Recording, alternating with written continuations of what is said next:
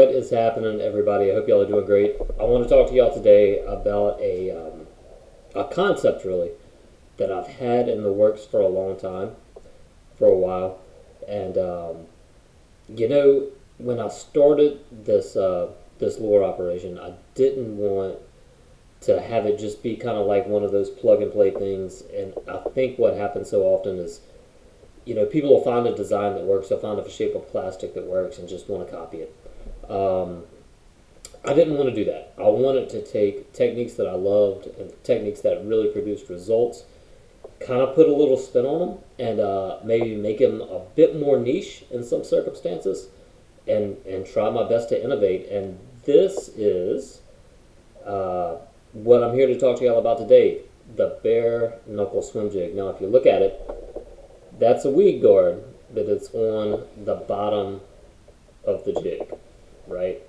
The top is bare, hence the name Bare Knuckle. That's where that kind of started. I kind of had this thing in mind before I even did the short arm spinnerbait that you've probably seen a video on already. All right, so why do this?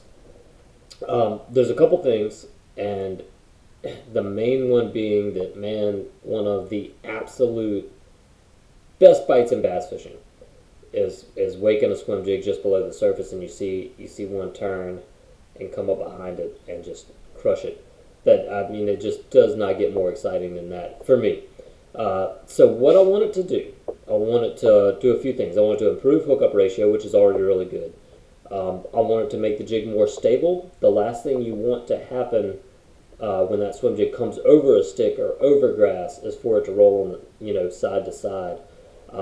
And that's a key thing to mention. This is not to fish low in the water column. This is you're coming over cover, right? That keel guard, which is what I'm calling, it's really a keel, works to keep that bait straight, puts a lot more resistance than any swim jig you've felt. I mean, you really feel a drag coming through the water, and that just keeps it in a straight line, hops it over cover, helps with that.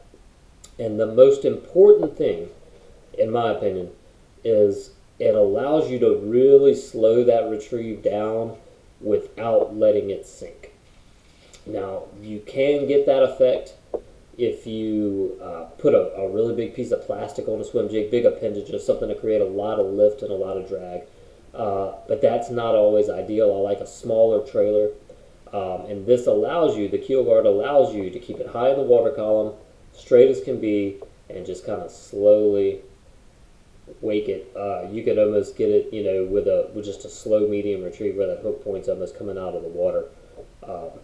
Really, really cool presentation. I'm going to splice in a clip in a second of the first bite that I got, not on this exact jig, but one that I've made that's similar to it. And again, this is a prototype. This is one I just pieced together with parts that I had laying around. Going to be looking to have a mold made with a weed guard hole in the head, so I can attach that keel guard directly to the head instead of having to tie it on and glue it like I've got here. But yeah, just kind of wanted to share it, man. I think it's a really cool concept. It's crazy, it's weird, shouldn't work, but it does. Y'all check out this clip and let me know in the comments what you think. If you want to see more of what I have, go to yakheadtackle.com.